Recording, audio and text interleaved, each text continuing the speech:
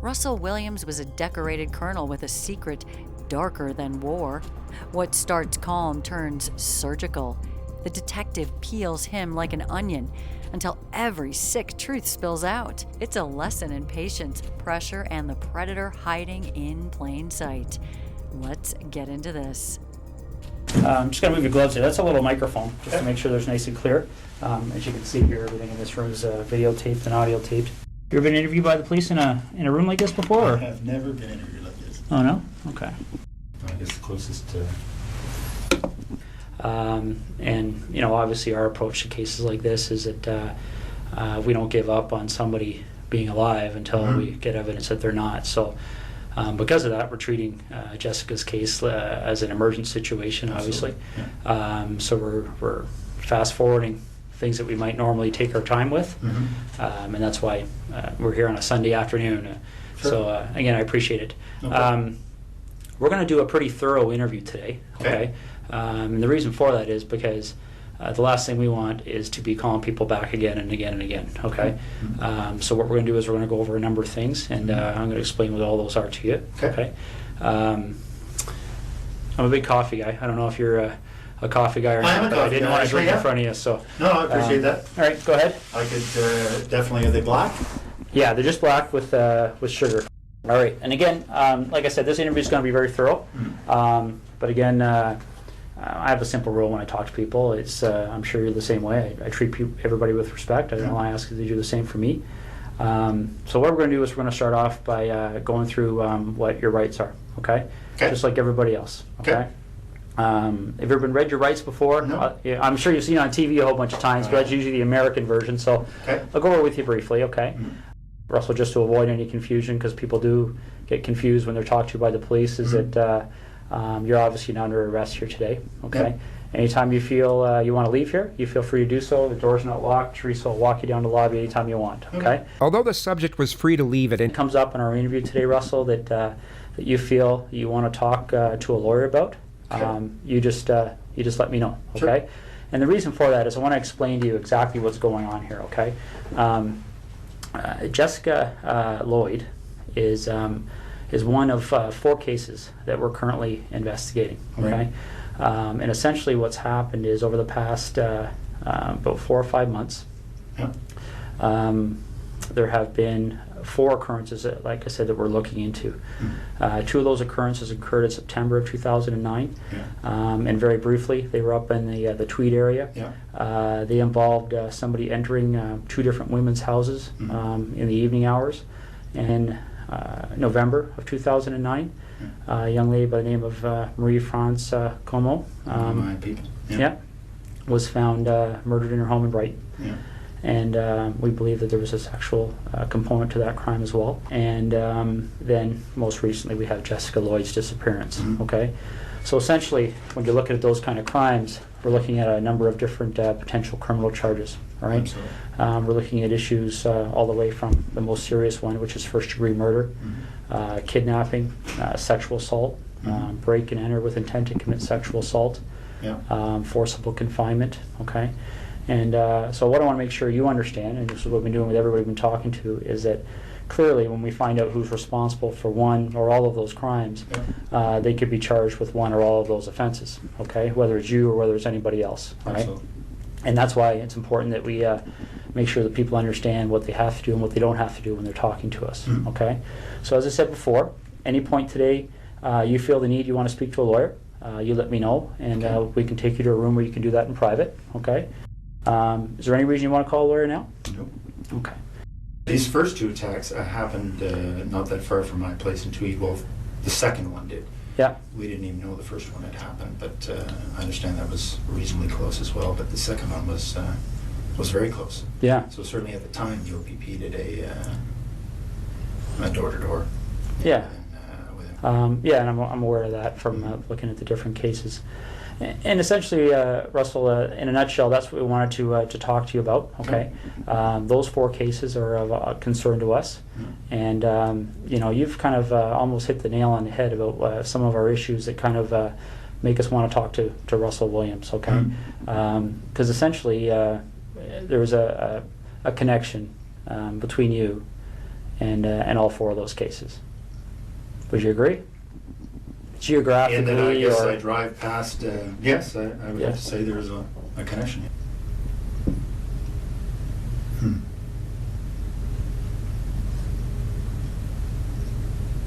Friday on the day I was at home most of the time. Most of the day I had a sort of a stomach flu.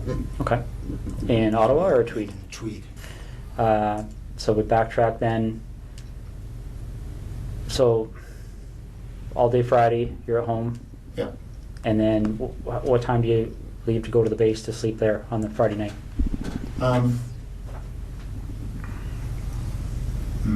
Not sure. Probably just, went in for just before bed. So I probably left Tweed at between 8 and 9 or so. Okay. And you get to the base and spend the evening there and get up for the 5:30? Yeah. Okay. That's right.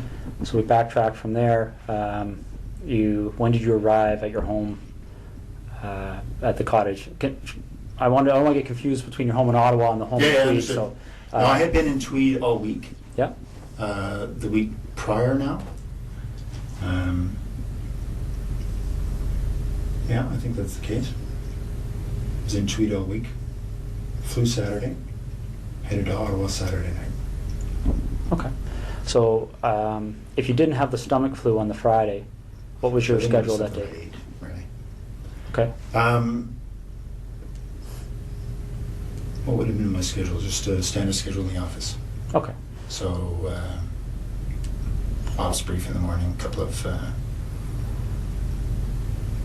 meetings. I can't remember what the specifics were going to be. Okay. So Thursday night you slept at Tweed, or you?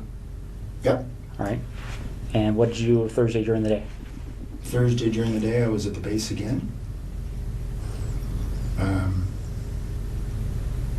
I think it was a fairly standard day. I can't recall exactly, but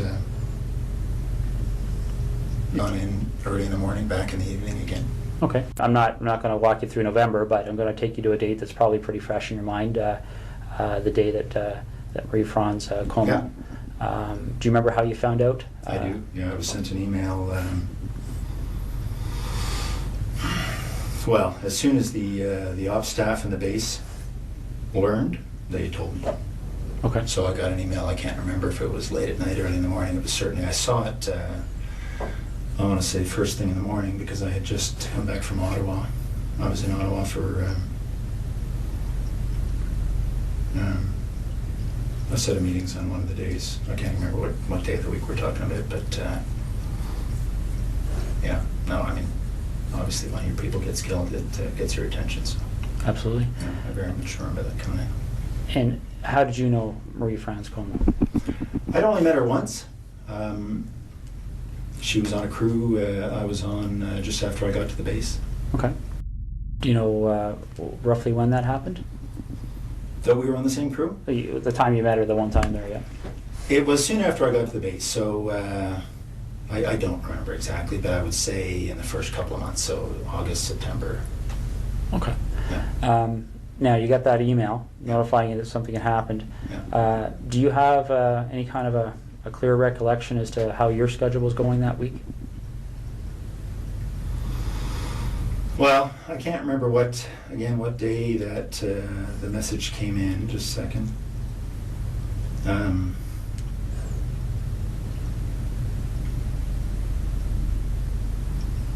No, I can't remember what day of the week, but I just think there was a whole bunch of activity spun up as a result, obviously. No, I can't remember the day of the week. I'm just trying to think through the news reports I read. No, I'm sorry, I can't remember what day that was, but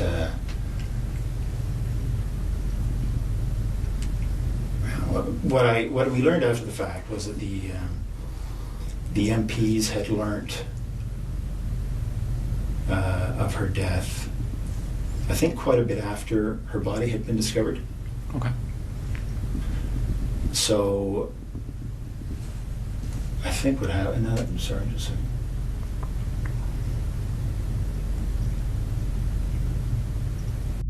So if we were to to do a similar investigation in your background, is there anything you can think of that anybody may have misinterpreted, or anything in your history that somebody might say Russell Williams Absolutely. did this? No. Okay. Be very boring. What's that? It'll be very boring. All right, because essentially that's what I'm looking at. Is it? You seem like a very intelligent person, and I think you can see how a surprise like that would certainly set off Absolutely. some alarm bells in There's our no- investigation, right? Okay. So the next thing we need to cover off is, well, I'll just ask you this straight out. Given the types of crimes we're investigating, do you get much chance to watch television shows, CSI, things like that? I do watch, I prefer Law and Order, but I do watch CSI occasionally, yes. Okay. So you have an idea of, obviously, the forensic capabilities, things like that are out there. What would you be willing to give me today to help me move past you in this investigation? What do you need? Well, would you be willing to supply things like fingerprints, blood samples, Sure. things like that? Yeah. Okay. The only two pieces of evidence that police had acquired. I think that's what we're gonna ask you to do. Okay. All right. I told you when I came in here that I'm gonna treat you with respect, and I've asked you to do the same for me. We talked about the whole idea of how we've approached you here. Okay. The trying to be as discreet as possible. Mhm. Okay. But the problem is, Russell, is every time I walk out of this room, there's another issue that comes up. Okay. And it's not issues that point away from you. It's issues that point at you. Okay. And I want you to see what I mean. All right. This is the footwear impression of the person who approached the rear of Jessica Lloyd's house on the evening of the 28th and 29th of January. Yeah. Okay. Because essentially, when you're dealing with footwear impressions, we have a gentleman on the OPP who's basically world-renowned. His name is John Norman. And essentially, with footwear impressions, you're in a situation where you took off your foot Yeah. just a little while ago. Okay. Now, I'm not an expert in footwear impressions, so I rely on the experts. Footwear impressions are very much like fingerprint comparisons. Okay. You take a look at this print, and again, this is one print. This person walked through. There's several different prints to compare. So we're going to get features off of one print to compare, features off another print to compare. Yeah. These are identical.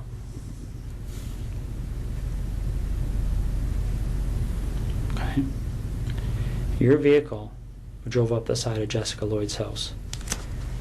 Your boots walked to the back of Jessica Lloyd's house on the evening of the 28th and 29th of January. Okay, you want discretion. We need to have some honesty, okay? Because this is getting out of control really fast, Russell. Okay, really, really fast.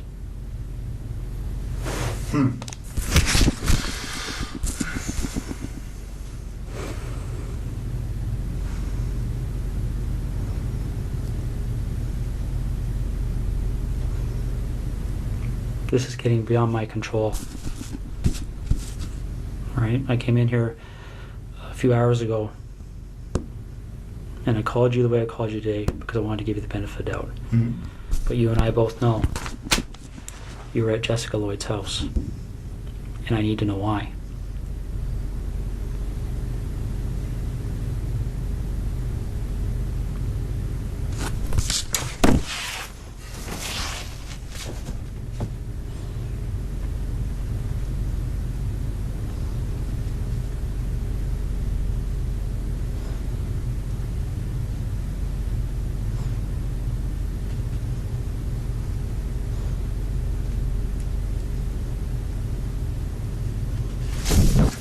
I don't know what to say. It's, Well, you need to explain it because this is the other problem we're having, Russell. Okay? Again, these decisions are made by me. Right now, there's a search warrant being executed at your residence in Ottawa. Okay? So your wife now knows what's going on. There's a search warrant being executed at your residence in Tweed, and your vehicle's been seized. Okay? You and I both know they're going to find evidence that links you to these situations. Okay. You and I both know that the unknown offender, male DNA, on Marie France Comeau's body is going to be matched to you, quite possibly before the evening's over. Okay? This is a major investigation. The Center of Forensic Science is on call 24 hours a day helping us with this. Your opportunity to take some control here and to have some explanation that anybody is going to believe is quickly expiring. Okay?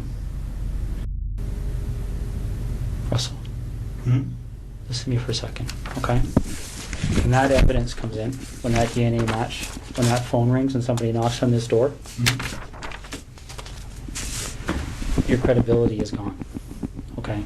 Because this is how credibility works, all right? And I know you're an intelligent person and you probably don't need to hear this explanation, but I also know your mind's racing right now, okay? Because I've sat across a lot of people in your position over the years, okay? The bottom line is that as soon as we get that piece of evidence that solidifies it, DNA, okay? As soon as the expert in footwear impressions, the expert in tire impressions calls and says, yes, I've examined those and they're a match, it's all over. Because as soon as that happens, where's your credibility? Where's your believability?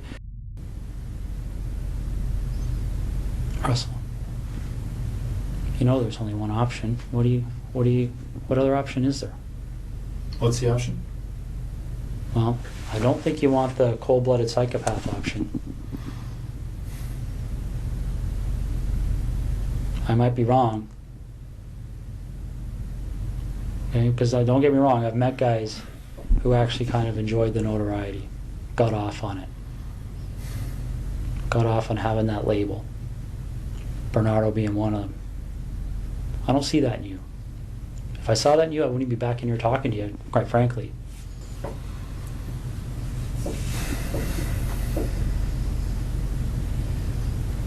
But maybe I'm wrong. Maybe you got me fooled. I don't know.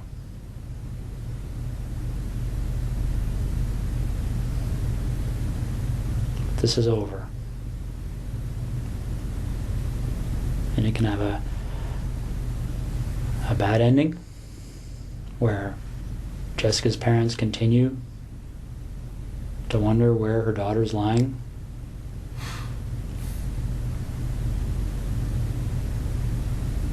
And I don't know. I mean, obviously, there's a huge search still underway, and it'll continue.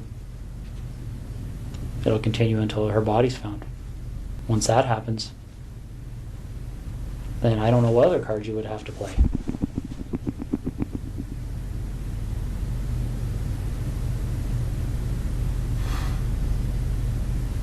So what are we going to do?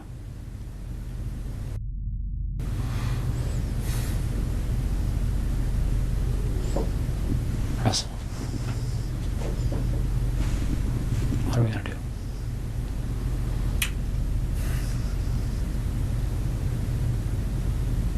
Call me Russ, please. Okay. What are we going to do, Russ?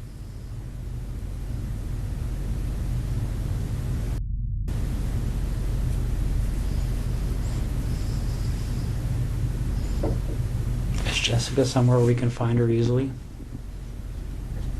Like, is this something where I can make a call and tell somebody to go to a location and they're going to find her, or is this something where we have to go and take a walk?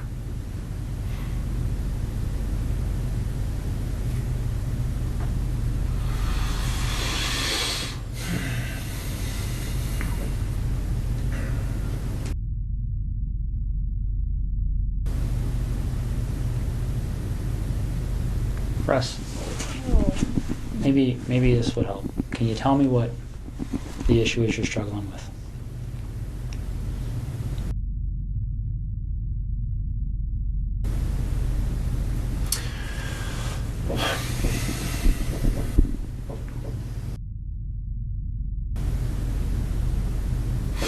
It's hard to believe this is happening.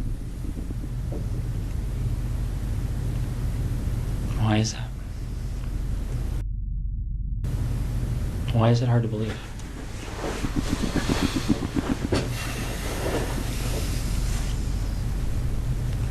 Russ, is there anything you want from me? Is there anything you want me to explain? Is there something missing that you're struggling with that I can shed some light on for you?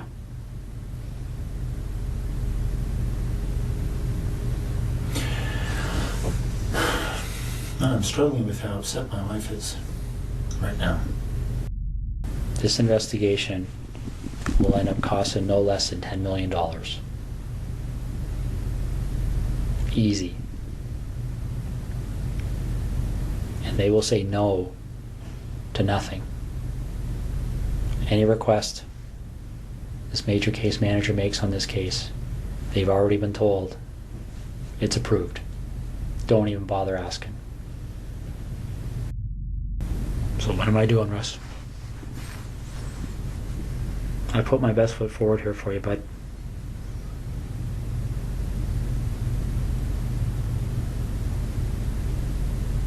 I really have. I don't know what else to do to make you understand the impact of what's happening here. Do we talk? I want to minimize the impact on my wife. So do I.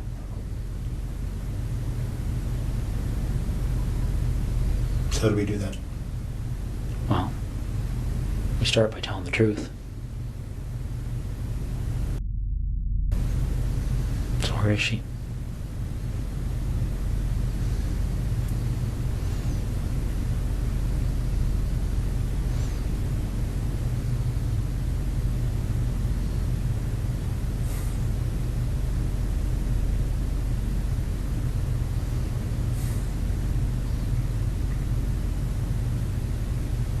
Get a map.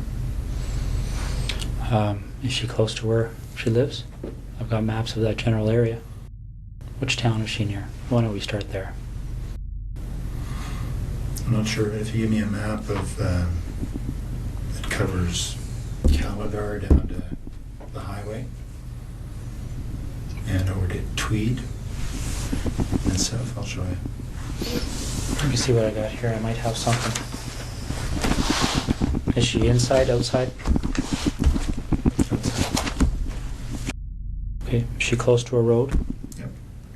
All right. Is it something where is she buried, or is she somewhere where if you walk there you would fairly easily see her? It's here. Okay. Okay. I'll be right back. Okay. Do you want any water or anything? Sure. Okay. I'll be right back. How long has she been there for?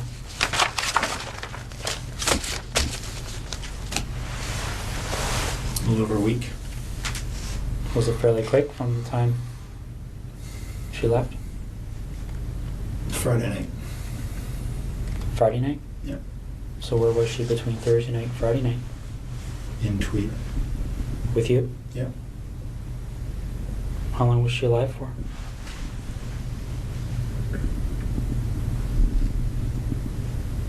Almost 24 hours, not quite. Okay.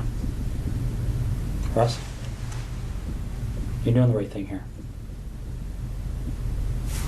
Okay. Barry, the obvious question I'm going to have for you is, when they go there, and they'll be there shortly, they're going to find her. Oh, yeah. What do you want to talk about? Because it's pretty wide open now, eh? Yeah. What do you want to know? Well, do you want to work forwards or backwards? Doesn't matter. Why don't we start with Jessica? How does that start for you? I saw her in her house on her treadmill. Wednesday night, I guess. Then I noticed she wasn't there Thursday. So I got into the house to look around.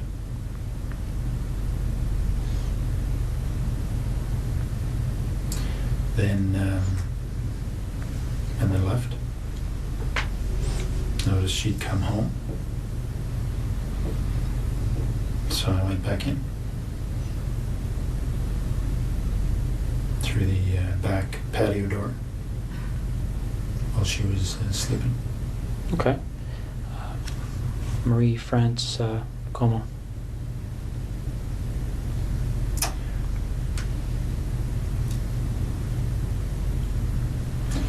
There was an open window in the basement of her house when she was away. I went in there a couple of nights before she came home. Looked around. I went back in there late at night when she was at home. She was on the phone in her bedroom. She actually discovered me in the basement.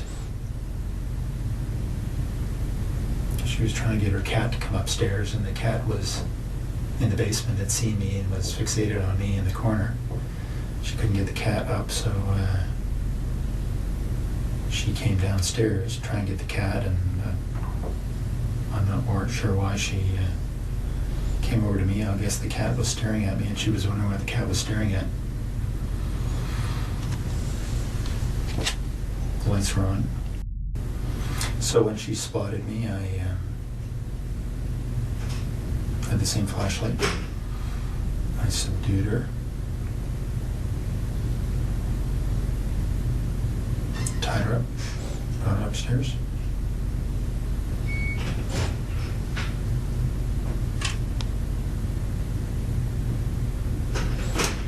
And strangled her later in the morning.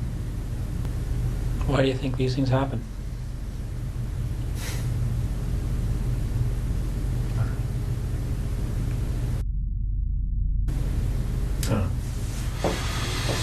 Have you spent much time thinking about that? About why? Yeah. Yeah.